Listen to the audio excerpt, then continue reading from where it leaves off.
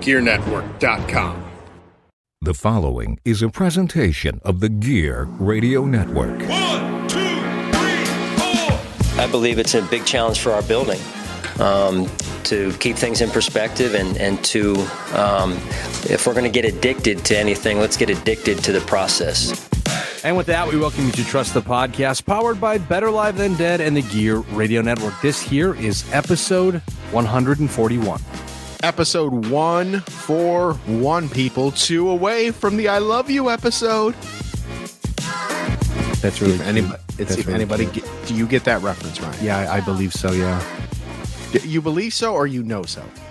It feels like I remember, but give me what you believe, and I will tell you if you're correct. Is it from the Marvel movie or whatever?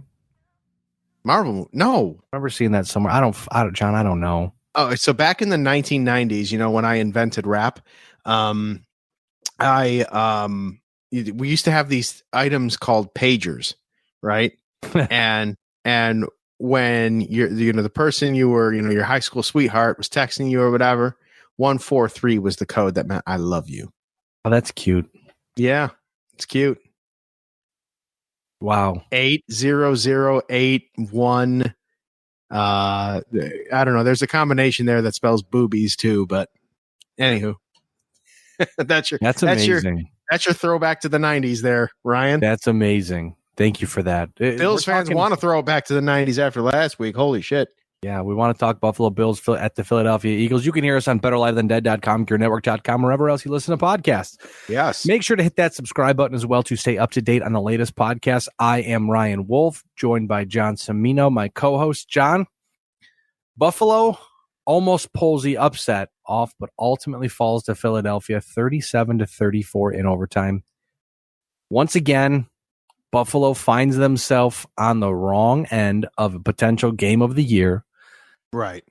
If not, best game of the week, if not best game of the month, best game of the year. It was absolutely fantastic. It certainly was the best game of the week. There was a whole lot of nothing going on this week in the NFL, I feel. Well, it was even worse, too, with the Thursday games. I always enjoy the Thanksgiving games, the Black Friday game. Oh, yeah. It was even fun, too. But then when you come to Sunday and there are like 4 or 5 1 o'clock games, you're just like, well, here we go.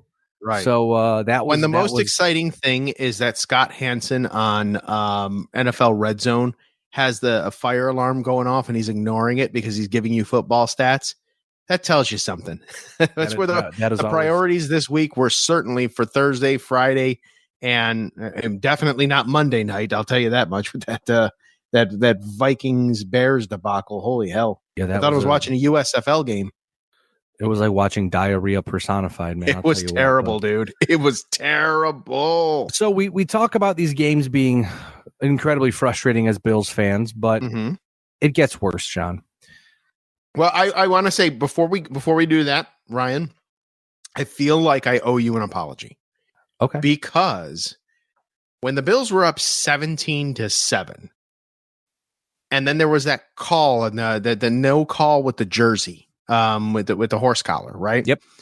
And you in that Gear Network chat were like Homer fanning it out, and I'm like, dude, you're up 17-7. That's the stat you got to focus on right now. And then I'm sorry, Ryan, man. I'm real sorry. I'm just gonna let you vent from every game on out. Well, because I will let you go. You made a very good point about not hey, the score is the most important thing. Yeah, I was just trying to bring you back down. I appreciate that. But I was thinking, and this is something that ultimately, at the end of the day, is reflective in the box score.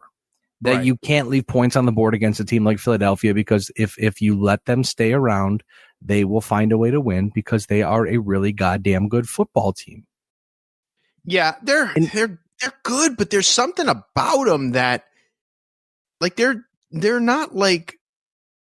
I'm not blown away by the Philadelphia Eagles. Like, I'm not. They very much look like they're going through the motions. I'm not like playing them scared. You know what I mean? Correct. Yeah, like, they look like they're a playoff team that's just getting to the playoffs. Right. They look like a playoff team. They don't give me the same fear that I, as a Jets fan or a Bills sympathizer, felt during the Brady years of New England, where it was like, oh man. And there was those, the time where they won 3 Super Bowls in 4 years, that was like everybody was playing the Patriots scared, and you saw it.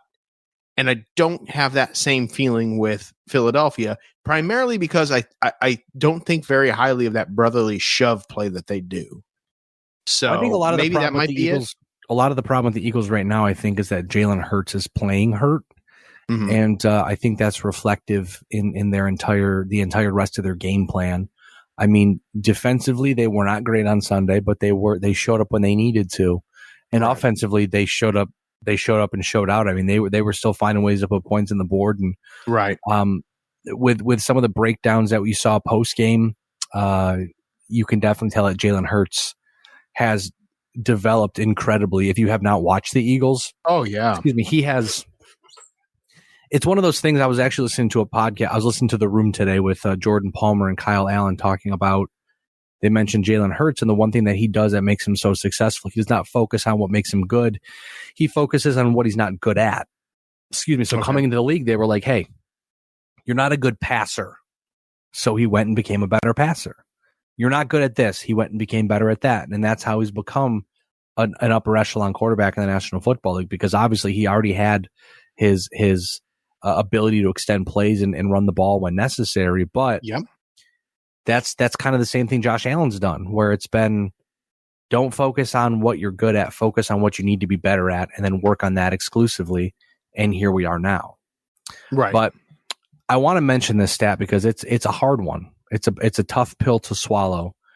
Per at ESPN Stats Info on Twitter, the Buffalo Bills are the 40th team since the 1970 merger to have 500 yards, 10 third down conversions, and a positive turnover margin in a game. John, they're the first team to lose in that scenario, becoming the 1 in 39-1. I mean, that's a wow stat, but it's not, I think, one of those stats that you can look at and be like, well, the Bills can, if any team can do it, the Bills can certainly make that stat happen. Like, I don't think it's one of those. Oh, don't It's worry. a I'm very just setting you interesting up. stat. Yeah, I'm just setting you up for later on in the podcast here. But all right, you all right, wonder that's to fair. yourself, at what point does the tide turn? At what point do the Buffalo Bills start winning those games of the year? At what point does Buffalo start pulling off the big victory that seems to be eluding them? Which brings me, John, to our three big things here today on Trust the Podcast, brought to you by puckluck.com, your one-stop resource for all of your NHL sports betting action. Puckluck provides win percentages and score projections for each and every National Hockey League game to tilt the ice in your favor. Not sure what to bet or just in a rut? Not to worry. Puckluck also provides expert picks to get the puck bouncing your way. Please note, puckluck.com, no way affiliated with the National Hockey League, its teams, or the NHLPA. Puckluck.com provides data related to gambling and cannot guarantee the success of any suggested or related wagers. As always, please gamble responsibly. Now, the slow burn into the first of the three big things this week. Mm-hmm. For me, John, we're rolling into the bye week, and the answer is clear. It's time for a change atop the Buffalo Bills hierarchy. Really, you are there. You have come to that consensus. Oh, yes. And I'd be more than happy to explain to you exactly how I reach this consensus here. Before you do that, can you answer me this? Sure. Do any of your our Trust the Podcast friends that you talk to, the Downies and whomever else in the world,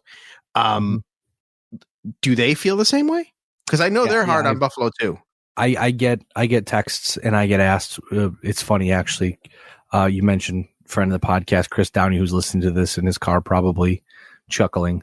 Hi, Chris Downey. He texts me and he's asking me questions about the Bills, and I'm like being very coy about it. And he's like, "Am I going to have to listen to the podcast?" Which I'm like, "Yeah, I mean, I'm going to try to.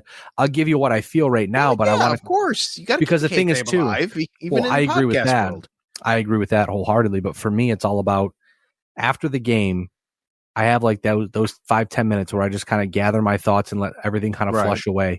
And then you go back and start to kind of rebuild how you felt about it. So for me, from the time the game ends until the time we start recording the podcast, for me, I'm still kind of gathering and drawing conclusions and figuring out which direction my brain wants to go. So you're seething, in other words. Yeah, I'm like You're still seething. You're like, I'm gonna do this, and then you like, try and get yourself down. It's not even like negative though. It's very much just an analytic look at like I'm trying to be a journalist. I'm trying to be impartial. I'm trying to look at both sides of what went right, what went wrong.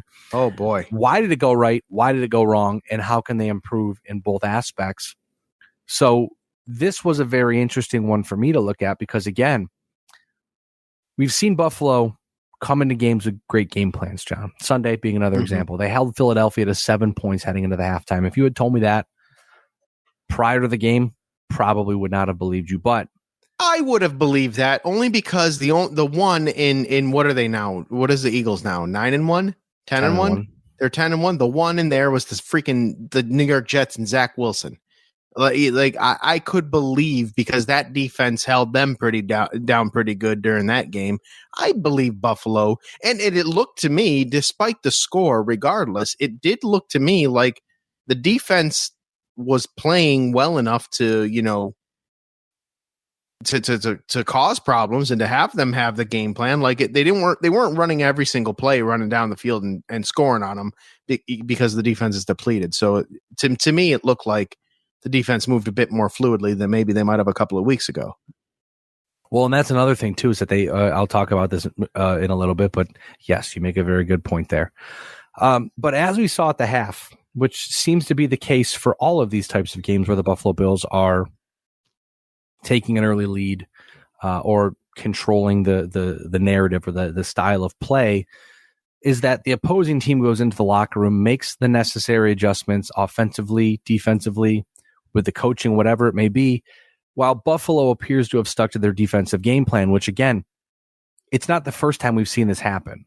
Now, James Palmer of the NFL Network reported after the game that offensive lineman of the Eagles, Jordan Mailata, said on the game-winning touchdown he could not believe the Bills gave them that look. He said that the play that they had called was a staple within their offense, and when they saw the safety move, they immediately knew that Jalen Hurts would score. Buffalo called a cover zero, ran a zero blitz, which again, I don't fancy myself knowing a ton about football coverages, but I know that you don't do that, especially against a guy like Jalen Hurts, who is incredibly smart when it comes to tucking and running, incredibly smart when it comes to determining exactly where the play is going to develop and how it's going to go. As we saw in the game, wasn't he the MVP last year or runner-up? I can't remember. I can't remember either, honestly. I'll look that up, but continue. Hertz was easily able to find the space to walk into the end zone for the game-winning touchdown. Robert Griffin III, whether or not you think he's an idiot or not for some of the ridiculous things he says, like on Black Friday. I like him. I like him as an analyst. I can't lie. I do. I like him a lot, but there's just some stuff sometimes where you're just like, dude, do you have air going to your brain? Like there's a game on Black Friday where they were commentating, and he's like, they got the two black guys on Black Friday, and the other announcer was just like, oh Lord, yeah, I guess so. Good old RG3. He's at the Bills. So I got the MVP. I got the MVP list up here.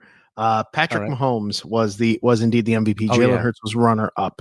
I don't remember because I feel like every year it's Patrick Mahomes. Here's he's the Buffalo Bills history for you. Who was the last Buffalo Bill to win the NFL MVP? I have the entire list up here. That's the only O.J. Simpson. That is the incorrect answer. However, O.J. Simpson was NFL MVP in 1973. He was the first Buffalo Bill to be named the NFL MVP. Probably. I don't know. There were two. Did Jim Kelly ever win one? Did Jim Kelly ever win one? No. Jim Kelly did not win one. If you give up, I will give you the answer. Yeah, you just tell me. In 1991, the NFL MVP was running back Thurman Thomas of the Buffalo Bills. Forgot about that guy. I didn't. He's no Peerless Price, but that's my dude.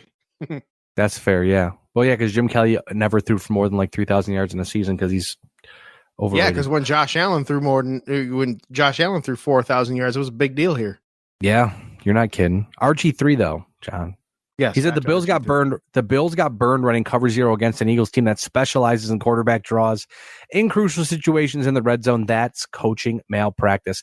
And to go further, There continues to be zero creativity and zero ability to disguise what Buffalo is doing defensively. I would absolutely agree with that. This is a problem we continue to see. The game plan essentially seems to be that this is our defense and someone will make a play.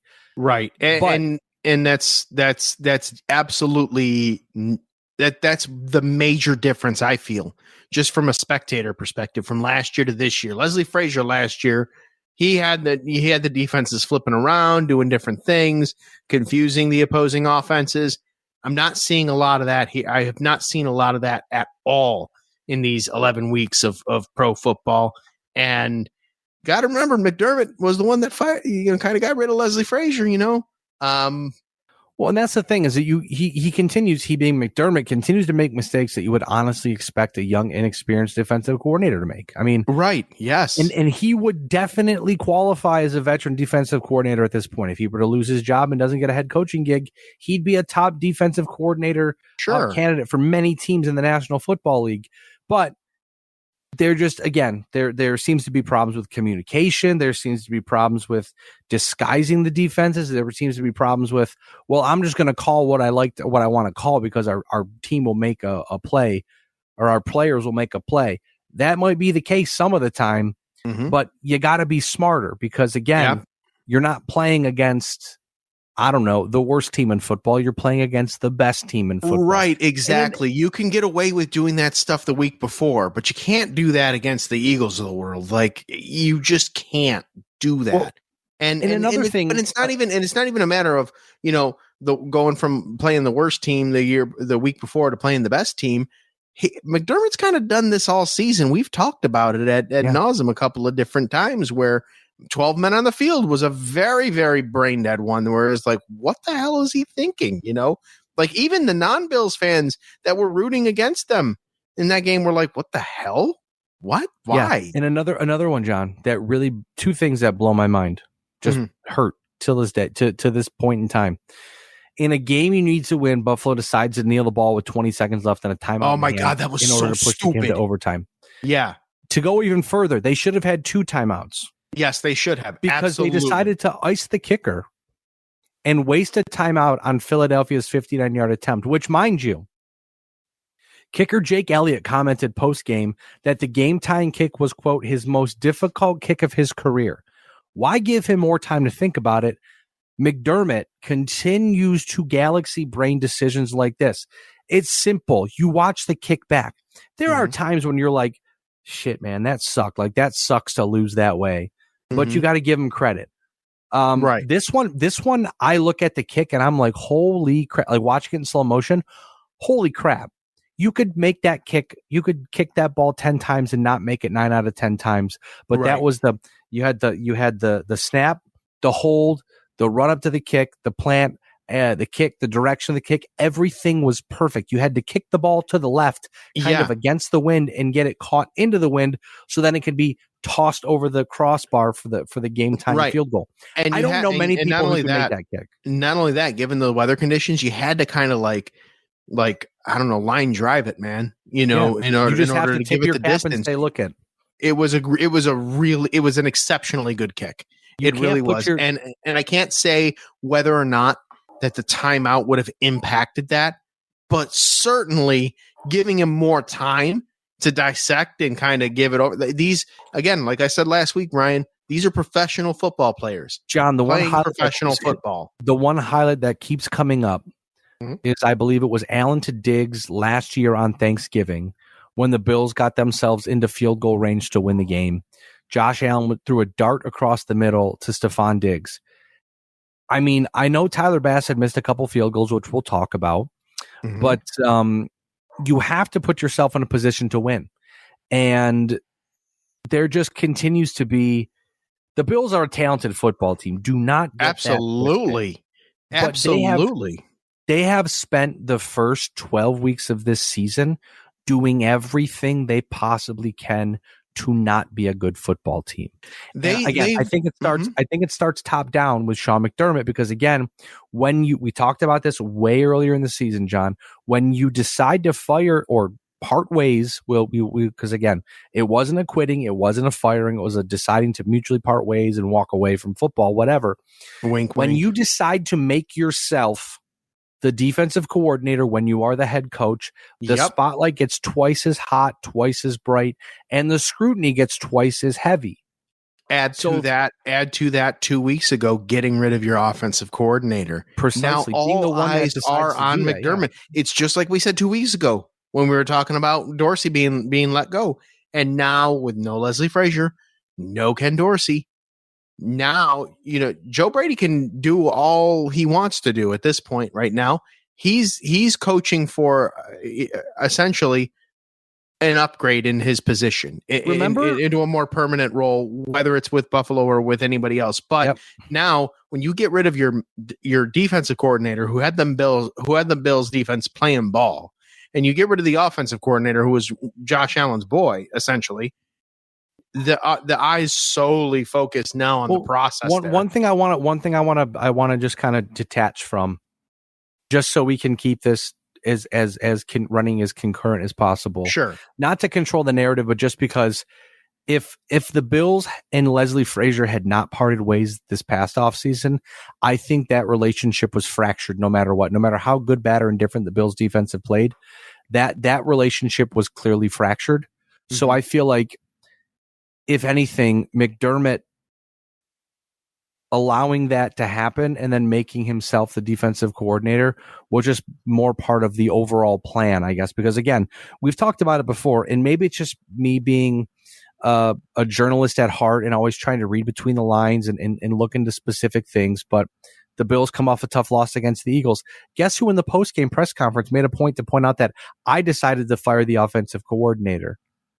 Oh, that was Sean McDermott who said that after the game against the Eagles. Like, yeah, we get it. You fired him and you hired another guy who's doing a really good job in 2 games. And now all of a sudden you want people to remember that you're not so bad at your job. Well, here's the thing. If you don't perform, what have you done for me lately? Exactly. The Buffalo Bills are 6-6. Mm-hmm. We're going to talk about it later. They're 10th in the AFC at 6-6, heading into the bye week, week 13.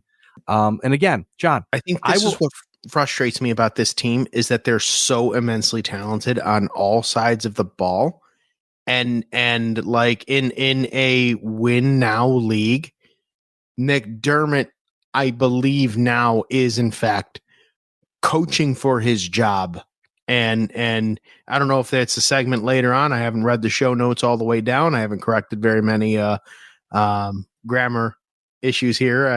You can just say the blue squigglies. You have not fixed. I've not touched the blue squigglies because I'm still kind of zoned in on our McDermott analysis now, going on with the third consecutive week of, is this really the way? Is this the ceiling? And maybe a few weeks ago I was kind of like, I don't know, because of blah blah blah. But now I'm starting to kind of go over to your side, Ryan, where I'm like, you know what?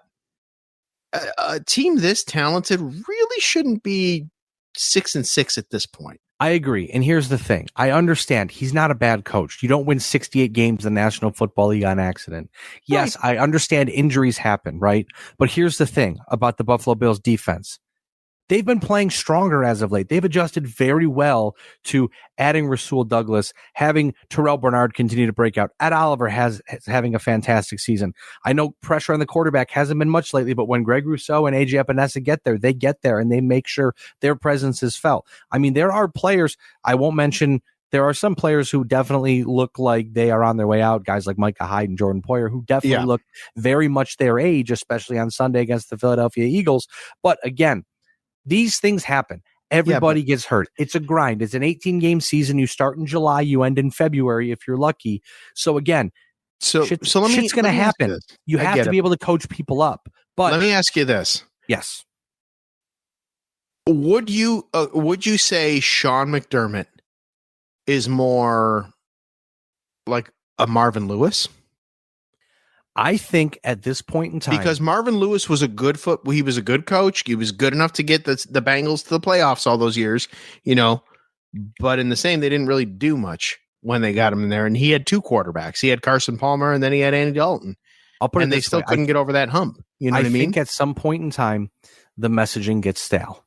if you don't find a way to change it up or to develop with the league, you look at a guy like Mike Tomlin. I know it's apples to oranges.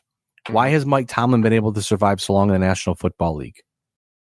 Because he scares the shit out of everybody else. He does. I mean, I would not want to be the guy that has to fire him. You might get your ass kicked. No, not at all. He finds a way to keep the messaging consistent, but not stale. I think in Buffalo, if anything, it's just time for a new set of eyes, a fresh outlook, fresh look, a new outlook, a different set of eyes, a different set of hands, a different thought process. Because again, if you bring back this offense and you bring back most of this defense, which judging by the cap situation next season, a lot of these guys are going to be back next year. But are you comfortable with just making the playoffs? If you're comfortable with just making the playoffs, Sean McDermott most likely is your guy. If you're willing to put yourself out there, and maybe you don't go 13-3, maybe you go 11-6, but when you get to the playoffs, you win the Super Bowl. It doesn't matter at the end of the season for teams like the Buffalo Bills how many games you win in the regular season. This isn't I'll put it like this. Because I could use it. I could make a New York Yankees reference out of this. But I think it'll speak a little more to you being a Boston Red Sox fan. I feel like Sean McDermott is the Buffalo Bills version of Grady Little. I would agree with that. I feel like you kind of get what I feel like you're going to get what you're going to get out of McDermott. Buffalo, I think, is in a prime position with the team that they have. If McDermott indeed is not the guy, you better find your Tito Francona. Because I think that's the kind of comparison I'm looking at right now, is that the Bills are good enough to win the division or win the wild card or whatever.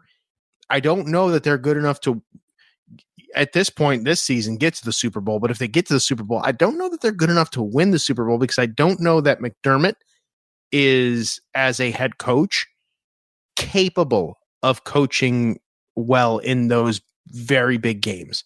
Because a lot of these big games that they've been in, that they've lost, a lot of it's kind of been on him and some of the questionable calls he's made. When it comes to the point of being able to make a snap decision and making sure that snap decision ends up being the right decision, Sean McDermott, I mean, I'm sure someone could pick apart every one of those decisions and tell me, well, here's 10 he did well, here's 10 he did poorly. Great. But just basing it off of feel, off of watching these games and taking them in, trying to take them in as a fan, not as a journalist, because again, I think breaking down the fourth wall, the podcast is much better when I approach it as a fan than when I approach it as a journalist. So I watch the game as a fan, and then I try to push it. I try to take that 10 pounds of shit and stuff it into a 5-pound bag, which ends up being I think it's a very unique dynamic, because I'm watching it as a fan, and I'm also watching it as your friend. And I'm like, this is going to be great for the podcast. I know what questions I'm going to ask him. When I see these, these Twitter things, and I want to make a production note here. There's a lot to this podcast, and this may go over an hour. We're approaching the 40-minute mark right now. We will. I was going to say, I'm probably going to take a break. Commercial break. Yeah. We may need to take 2 commercial breaks within this podcast, because there's a lot of meat to this sandwich, and I think it needs to be said. So, well, don't worry. It thins out as it goes on. I promise you that, because I kind of just let off the gas as the podcast went on, because there's not really much to highlight on a certain side of the ball. So I gotta be honest, man. I was so looking, like, with each Bills loss, and I don't mean this in a negative way. I mean this in purely for as the network executive, right? As the president of Gear Network, right?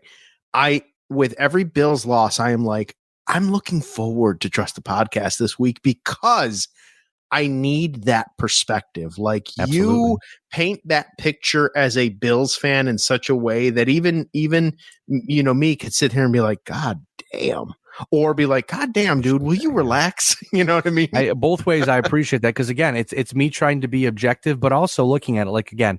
But no, you're not in the wrong. Like this week is, you're spot on. So 100%. What I like to do with the podcast, and I'm sure people have picked up on this, is that I look for I try to talk about the game, what's going on, but then I also try to find like something that we can talk about over the span of a few podcasts to kind of give us something to continue to follow.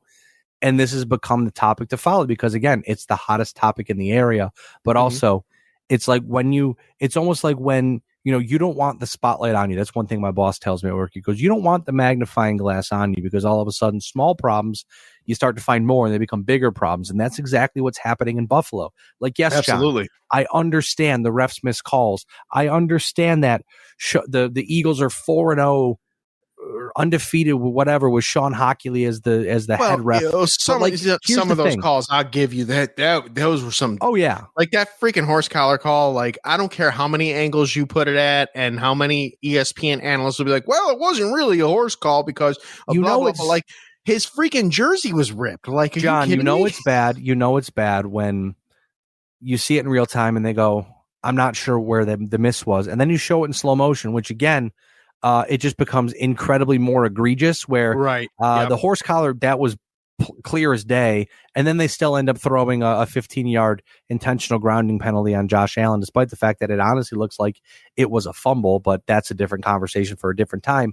But you get the pass interference on Stephon Diggs where real time, you're like, that was questionable. And then you literally, Tony Romo, if I'm not mistaken, was talking about how it was a close call. And then he's talking blah blah, and he goes, "Never mind, that was definitely a pass interference." Yeah, I was about to say after he said that, I'm like, someone from the network had to be telling him, and they're trying to be objective. But meanwhile, him as the football player is like, best. You're out of your freaking mind. That's bullshit.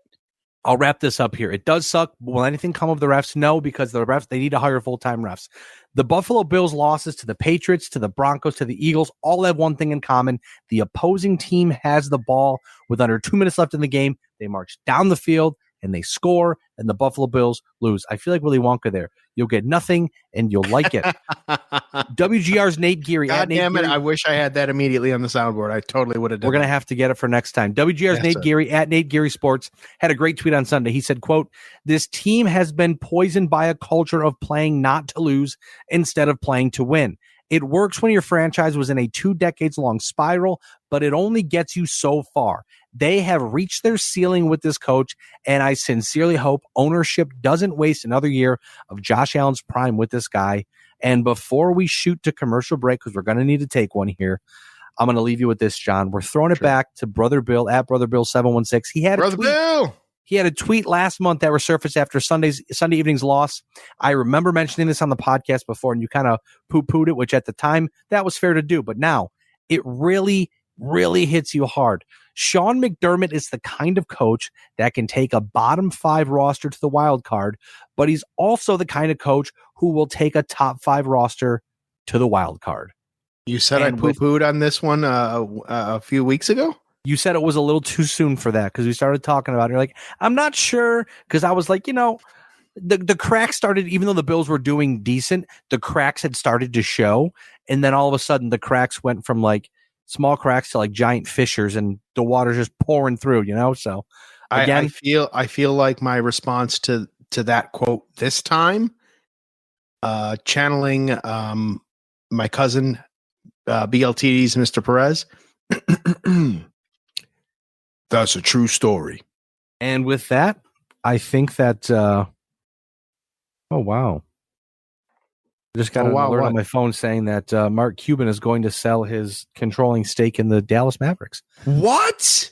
That's crazy. Well, are you serious? Wow! Holy shit! If I read that correctly, yeah, it's that's big news. That's very big news. Holy crap! I think let me pop up Bleacher Report here. With that, we will take a quick commercial break and look at this. We'll be back. We'll be back with more Trusted Podcast here on the Gear Radio Network. Holy BLTD, Batman. And we're back here on Trust the Podcast. John, we've got a couple more details. We're going to BLTD it real quick here. Oh, yeah. Let's go. So apparently, Sheldon Adelson's wife is selling $2 billion in stock to then turn around and spend, it looks like $3.5 billion roughly. But Mark Cuban is going to still run the team and keep shares in the team and have full control of basketball operations? Because it's going to be unique. He's not going to have a majority stake of the team, but he's still going to run the team. That's very interesting. Can I ask this? What's that? Channeling my cousin, BLTD's Mr. Press here.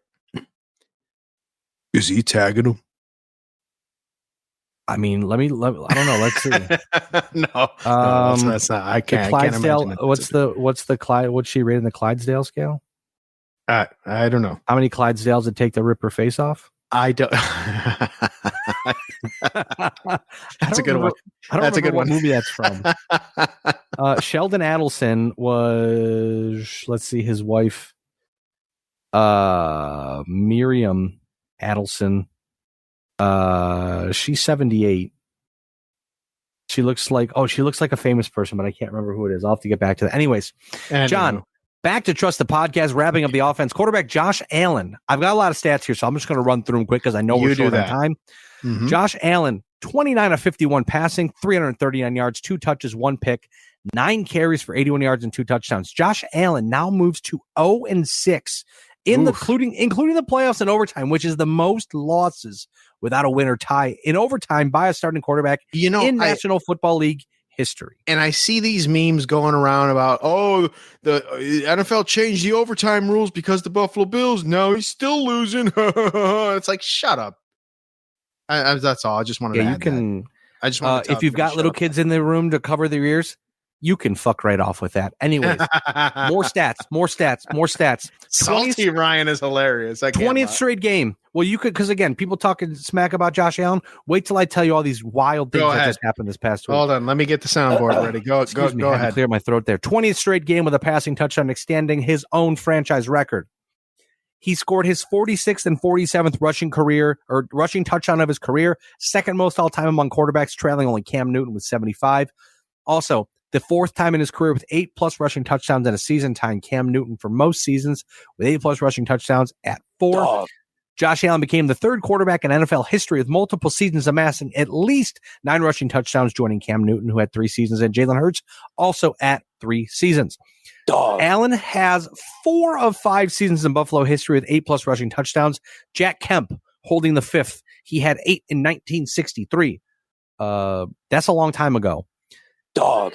It's also the 8th game of the season for Josh Allen with both a rushing and passing touchdown, tying for second most in a single season in NFL history. Steve Grogan in New England in 1976, Dante Culpepper in Minnesota in 2000. There's a name out of the past. And Cam Newton in Carolina in 2011 all had 8 games with a rushing and passing touchdown. John, I'm not done yet. I'm going to keep going. Keep going. Arizona quarterback Kyler Murray holds that record with 9 such games in 2020. I missed that one, but it was COVID. I'm pretty sure 2020. I don't remember. It doesn't matter. That time doesn't exist. Anyways, Josh Allen had 300+ passing yards, 2+ passing touchdowns, 2+ rushing touchdowns for the 2nd time in his career, becoming the 3rd quarterback ever in National Football League history to accomplish this feat multiple times. Quarterback Steve Young has done it 3 times. Quarterback Aaron Rodgers has done it twice. Allen also recorded a 300-yard passing, 75-yard rushing game. So 300+, 75+, so 375 for the 4th time in his career, becoming the first player in NFL history with 4 such games. Allen also recorded a 300+ passing yard day and a 50+ rushing yard game for the 8th time in his career, tying Steve Young for the most 350 games in a career, 300-50. Oddly enough, though, in those 8 games, John, Buffalo is 5-3. All 3 of those losses coming in overtime. I like what you did there. I really appreciate that. The Honest NFL at the Honest NFL on Twitter points out, my only real takeaway from the Eagles defensive film from last Sunday is that Josh Allen is really not fair when he's utilized in a way that makes you honor him as a +1 threat in the run game, a scramble threat against muddied coverage looks, and is launching cannonballs to sharp cutting routes in the rain and into zone voids. What an incredible player. And Joe Brady has not done much, John. No, they've not just really at they've all. just changed a couple things and fine-tuned a couple things. And look at, if Joe Brady is not the next offensive coordinator for the Buffalo Bills, I understand there's a long time left in the season. If he's not the offensive coordinator of the Buffalo Bills in 2024, he's going to find a halfway decent job somewhere else in the National Football League, thanks to Josh Allen. Is. Absolutely. He absolutely will. And you know what? Time will tell with that one. But, you know, if Josh Allen keeps getting out, he's certainly going to help that case for sure. Wide receiver Gabe Davis had 6 receptions on 12 targets for 105 yards and a touchdown after having a few down weeks statistically, but excelling at blocking, which also included him getting a game ball after last week's victory over the Jets, if I heard that correctly. Davis returned to the score sheet on Sunday evening, but again, as we continue to see, much like the Sean McDermott galaxy braining, there's something with Gabe Davis where he just can't have like a perfect game. He's always got to have a problem somewhere. Davis and Allen, were not on the same page on what would have been wide open. Get off the table there, Alice. Knock you to the moon. They were not on the same page on what would have been a wide open touchdown catch for the win in overtime. I feel like that goes back to the thing we've talked about quite a bit over the course of time here on Trust the Podcast is, you know, are these moments like, is Gabe Davis like a really good number 2 and number 3? Do these big moments, are they too much for him? Like we had that problem with Josh Allen for a while where he's like a golden retriever. I would argue we still kind of have that problem with him, especially when he gets hyper emotional. Like, I don't care how many times he says he feels like he's fucking back. Like, you have when to he get gets him hyper emotional. He goes from, it's like my daughter, my daughter Emma, he goes from 0 to 100 without thinking, and is just kind of like all over the place. And then he comes back down, and then he's like, oh crap. Sunday was a perfect example, John. You have to find a way to get Josh Allen involved in the game early. I understand he's the starting quarterback, but that rushing touchdown early in the game, you knew he was locked in. He was locked in. He was ready to go. And you saw what happened. It was an incredible afternoon. Speaking of another incredible afternoon, wide receiver Stephon Diggs, 6 receptions on 11 targets for 74 yards and a touchdown. It was his 37th touchdown with Buffalo, tying Fred Jackson for the 8th most touchdowns in franchise history. Mm-hmm. The Allen and Diggs combination is second on Buffalo's all-time touchdown reception combo list, whatever you want to call it, with 37 touchdowns, only trailing Jim Kelly and Andre Reed with 65 combined touchdowns, or 65 touchdowns consummated together, I suppose. Right. Running back James Cook, 16 carries for 43 yards and 6 receptions on 7 targets for 57 yards. While the yardage may not be super sexy, getting James Cook involved in the offensive game plan certainly is super sexy. Whether it's through the air or on the ground, John, he has helped this offense blossom overnight simply with his ability to get the ball in space, make guys miss, and just shoot his way up the field. Yep, he's doing pretty good there. You know, behind the backfield, he's certainly offering a lot more than our old pal Devin Singletary did. Hey, Devin Singletary did good in Houston. He had back-to-back 100-yard games, and then ended up rushing for like 12 yards the next game. Well, good for him. You know, that's a story. The Houston Texans, I actually don't necessarily mind, like, you know, the success that they're having. I kind of like their story. But good for him. You know, Devin Singletary was not a bad dude. It just didn't work out for him in Buffalo. Yeah, he just liked to dance too much at the line of scrimmage. That's perfectly fine. Tight end Dalton Kincaid. He had ants in his pants, and he needed to dance, Ryan. Yeah, clearly not run for the first down. Tight end Dalton Kincaid, 5 receptions on 6 targets for 38 yards. He's the only NFL rookie tight end with a 6-game streak of 5+ receptions since at least the 1970 merger. He also becomes Buffalo's first ever tight end with 5+ receptions in 6 straight games. You're about to name drop one of my boys. He has the 3rd most receptions, John, not by a rookie, not by a Buffalo rookie tight end, by like a Buffalo tight end ever, behind only Charles Clay at 57 receptions in 2016 and Pete Metzelaars, baby. Woo! 68 receptions in 1993. I don't care. Yeah, Bill's Mafia's favorite Jets fan. I don't give a shit. I loved all them Bills players in the 90s, man. Those are my dudes. Putting a bow on the O here, sharing the wealth. 7 players received at least 3 targets, with 6 players having at least 3 receptions. Trent Sherfield had 0 receptions on 3 targets, but again, spreading the ball around. Now, John, heading into the game this past week, I had mentioned that Buffalo is going to need to control the pace of play if they want to win, and it almost worked. They outpossessed Philadelphia 40 minutes and 30 seconds to 26 minutes and 53 seconds. Buffalo had 96 total offensive plays to Philadelphia's 65, despite both teams having 14 drives each, and Buffalo finished the day with 505 total yards offensively to Philadelphia's 378. So again, Buffalo played well. They played extraordinarily well on offense. They should have won the game, but unfortunately, a Jesus-loving head coach who doesn't know how to coach, don't want to name any names, blew it. I'm gonna leave that one there, man. I'm sorry. I'm not taking that bait. I have not had enough. I have not had enough Pepsis in order to partake in that discussion. That'll be for the JC Money Show on Patreon. Love that. I also apologize for the cough, and I think the itis is kicking back up. I'm not sure what it is, but it's kicking back up.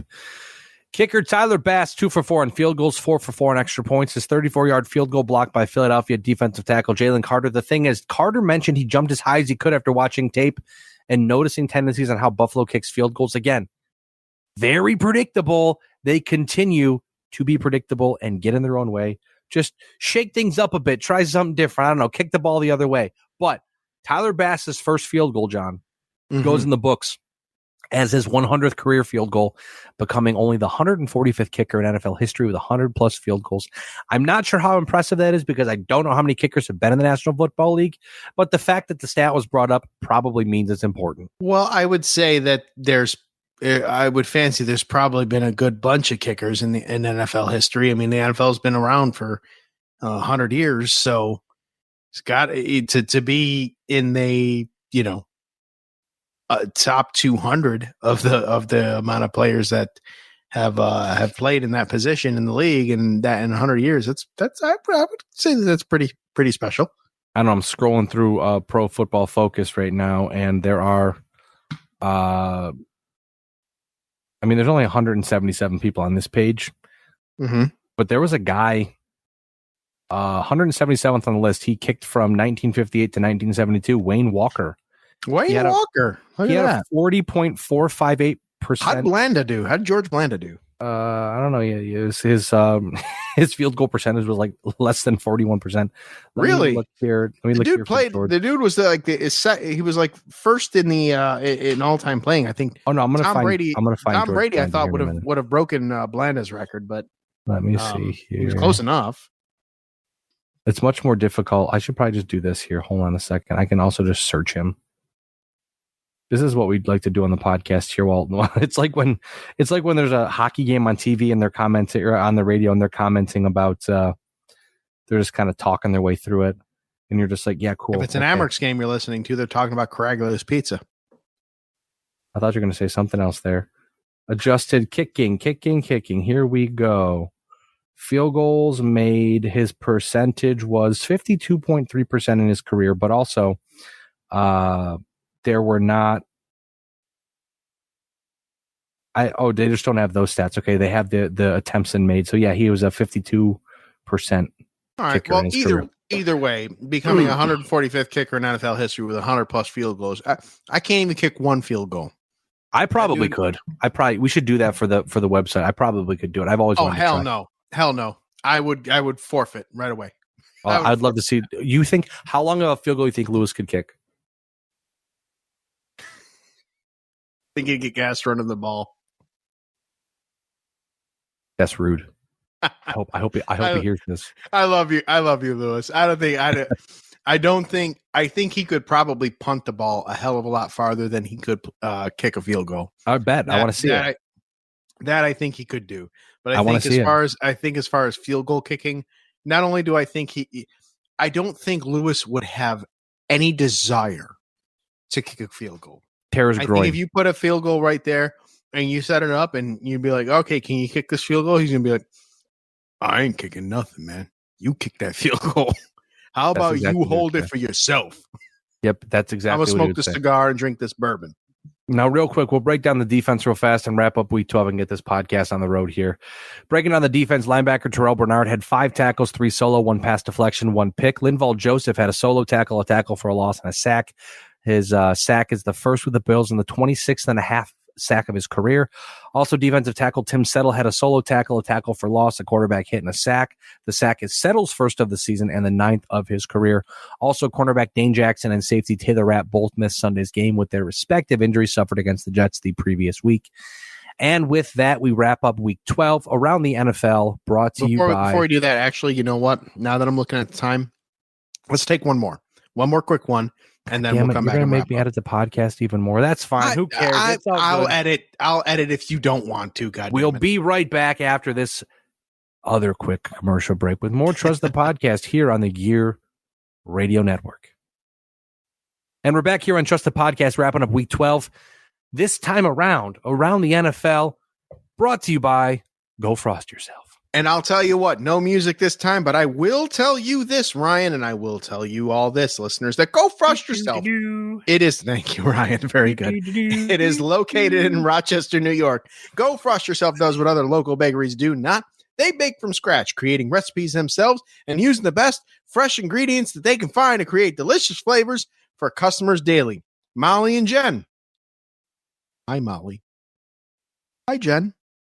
Molly and Jen have worked tirelessly to create what Go Frost Yourself has become today, and their passions can be tasted in the items that they bake. Am I right, Flavor Flav? Yeah, boy! Yes, I am. When you find yourself looking for an item for a special occasion, or maybe you just want to try their incredible cinnamon rolls, if you're local, you can visit Go Frost Yourself storefront at 2544 Ridgeway Avenue or at gofrostyourself.com.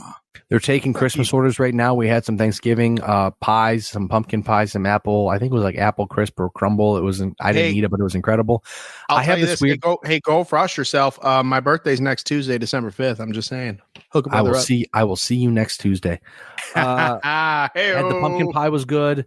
Had a chocolate peanut butter cup pie that was really good. Apples, it looked good. I didn't try it because there's something weird about when I eat apples that are like kind of cooked. They make me want to throw up, so I just don't do it. But anyways, really, that's probably a conversation I should have with a therapist, I'm sure. But you should, because that sounds tasty. Record-setting performance. What, the vomit or the apples? Yes. Record-setting performance as part of Dallas's 45-10 victory over the Washington Commanders on Thanksgiving. Excuse me. Dallas cornerback Deron Bland recorded his 5th pick 6 of the season, setting a new NFL record. He has an NFL-leading 7 interceptions on the season, 12 career picks in 28 games. Not bad for a 5th-round pick from Fresno State. 167th overall in the 2022 NFL draft. I'm sorry. The Cowboys always seem to find guys like this. You know, we talk a bunch of smack about Jerry Jones being an idiot and being old and being crotchety and a racist. Mm-hmm. But they seem to find guys, and that's definitely a guy that they found. That's a 5th-round pick. I'm not going to lie. If I were a football player, I'd want to play in Dallas. Have you seen their training facility and everything that they have there? Like that thing. Did you see Dolly Parton in the cheerleader outfit, man? That would make me want to play for the Cowboys. Okay, Ryan. I was waiting for it. Hey, MetLife Stadium, man, claims another one. Miami linebacker Jalen Phillips. Working 9 to 5. Uh-oh. That's what it looked like. That's what I got from And for the record, if you did hear someone talk in the background, that is because that was an actually live recorded fart. This is what John does in his spare time. It's what I do in my spare time. I'm 13 at heart. You have a couple soda pops and excuse me. Next thing you know. Oh, that John's one was just straight up Old Bay chicken wings. John's just recording his farts for the podcast. Miami linebacker Jalen Phillips suffered a torn Achilles on Black Friday against the New York Jets.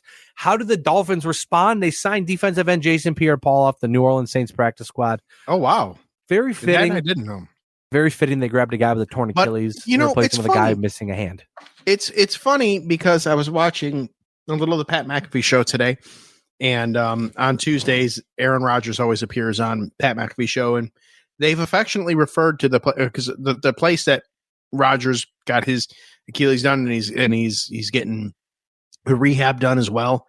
They affectionately refer to that as the Achilles factory, and like everybody's there. Like Rodgers was talking about Kirk Cousins being there, and a few others whose names are escaping me right now because I've had a couple of beers. So I'm You know what's funny about Kirk Cousins though? He's a very nice guy. He is, but he also did actually tear his Achilles tendon where Aaron Rodgers did not, and he's just full of shit. Anyways, another one, John, another one bites the dust. Look at Josh McDaniels getting fired seems so normal to me that I had forgotten that he was the first head coach fired this offseason. I almost put first coach domino falls, but no, another one bites the dust. The Carolina Panthers parted ways with head coach Frank Reich on Monday after just 11 games. Under Reich, Carolina started with a 1-10 record. It's unbelievable to me. When I think about my woes as a Jets fan, I always think it could be worse. I could be Carolina or I could be Chicago. If you didn't catch the press conference with their owner, I would suggest taking a look. If you thought your owner was inept, by God, listen to what he had to say. Anyways, Reich becomes the first head coach since the 1970 merger. This is the third time the 1970 merger has been mentioned in the podcast today. The first head coach since the merger to be fired in back-to-back seasons. Reich did comment after saying, quote, "This is probably my final chapter of my NFL journey," which sucks that he went out that way, but yeah, definitely sucks he went out that way. He's always gonna, for me, as a huge 1990s Buffalo Bills fan, to be honest, Frank Reich is always going to be remembered as a Buffalo Bill and in lore there, helping in relief of Jim Kelly that one year to help take them to the Super Bowl. Also, I don't know if you can hear my dog barking, but he's been barking all day at my neighbor who has a gigantic inflatable Santa Grinch in their yard, and my dog thinks it's a person, despite the fact that it's 10 foot tall.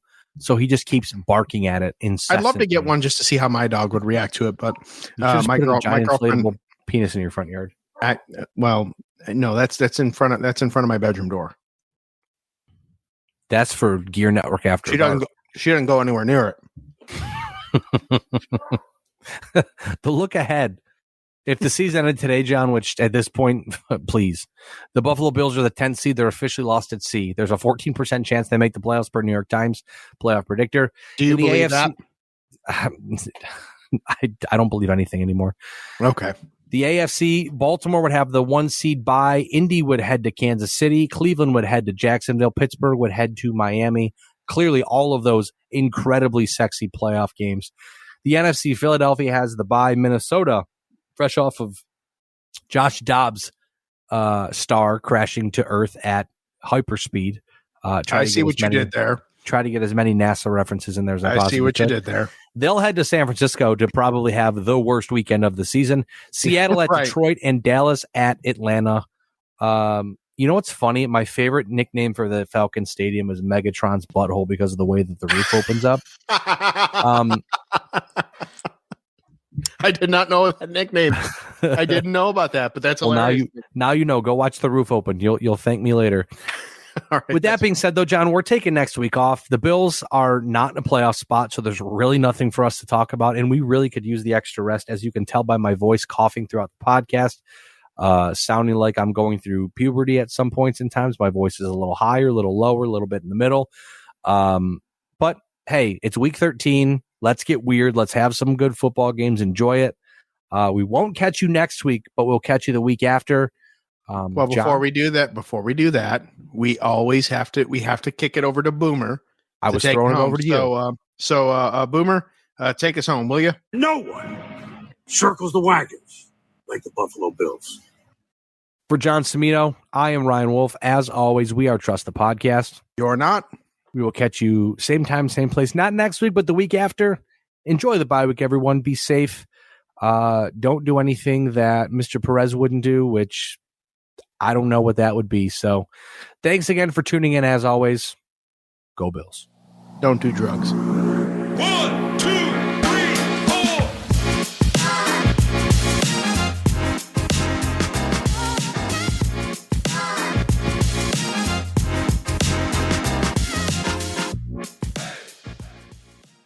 The preceding presentation has been brought to you by the Gear Network.